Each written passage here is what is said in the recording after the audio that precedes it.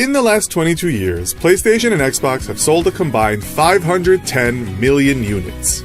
Each brand has had its ups and downs, but we thought it would be fun to see how the two compared over the years.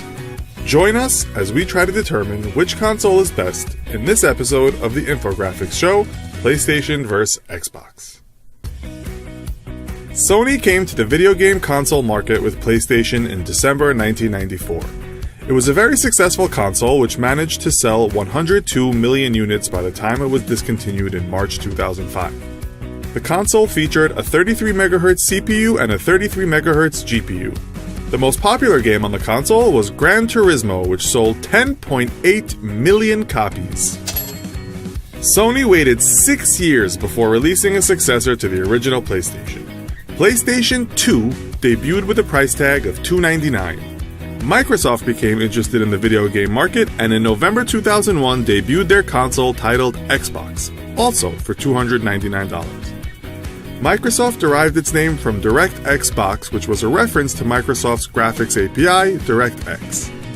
Xbox had a significant technological advantage over PlayStation 2. Its central processing unit, or CPU, docked at 733 MHz compared to PlayStation's 295 MHz. Its graphics processing unit, or GPU, also overpowered that of PlayStation with 233 MHz compared to 147 MHz. Due to Xbox's technical superiority, Sony lowered the price of PlayStation 2 to $199. PlayStation also secured exclusivity rights to Grand Theft Auto San Andreas, which sold 17.3 million copies. Sony ultimately sold 155 million units of PlayStation 2, making it the best-selling console of all time compared to Microsoft's 24 million units of Xbox. Microsoft's most popular game of the generation was Halo, which sold 8.4 million units. PlayStation 2 boasted a catalog of 2,500 games compared to Microsoft's 1,000. In December 2003, Sony tried to bundle PlayStation 2. It combined a DVR, a DVD burner, and the video game console. The device was called PSX. PSX was deemed a failure and it was never released outside Japan. While Sony was enjoying the massive sales of PlayStation 2, Microsoft was already working on the next iteration of Xbox. They called it Xbox 360. It was released in November 2005, priced at $299, a whole year before Sony released their PlayStation 3, which was priced at $499. But Xbox was definitely not without its flaws. Xbox 360 suffered from a critical hardware failure which gamers came to call the Red Ring of Death. One source reported that as much as 68% of test units were found to be defective. This defect cost Microsoft over $1 billion. PlayStation 3 featured an 8-core 3.2 GHz cell processor compared to Xbox 360's 3-core 3.2 GHz Xenon processor. The two processors had very unique architectures, making them hard to compare. PS3 featured 256 XDR RAM compared to Xbox 360's 512 GDDR RAM. This number made PS3 seem weaker, however it functioned more efficiently. In 2007, PS3 sold 6.5 million units, while Xbox 360 sold 7.3 million.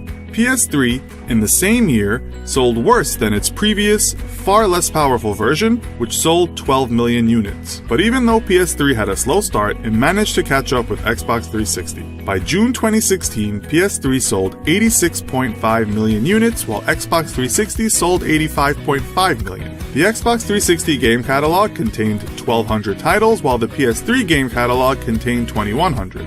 If we don't count Kinect Adventures, which came bundled with Kinect, Grand Theft Auto V was the most successful video game title on both consoles, selling 21.3 million copies on PS3 and 17.8 million on Xbox 360.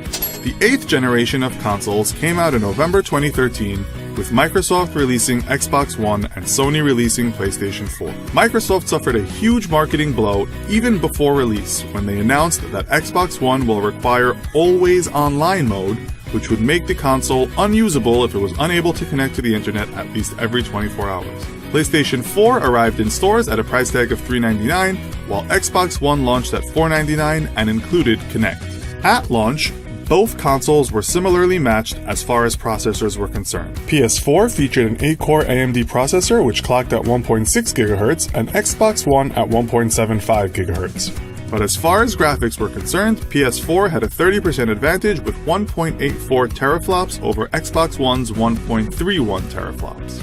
In August 2016, Microsoft released Xbox One S, a physically smaller design of Xbox One which includes Ultra HD Blu-ray support and can output and stream videos at 4K resolution.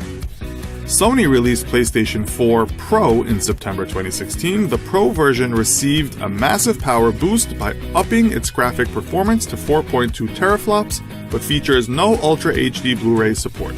To date, PS4 has sold over 40 million units while Xbox One has sold 18 million. Microsoft is expected to release Xbox Scorpio in late 2017, which is going to have a graphical performance of 6 teraflops. We addressed a lot of technical specifications in this episode, but let's not forget that software plays a big part in all this and deserves a video of its own. So, do you think there is any chance Xbox can once again take the lead? Which console do you prefer and why? Let us know in the comments. If you enjoyed this comparison video, press like and be sure to subscribe. You can also give feedback on our subreddit, linked in the description.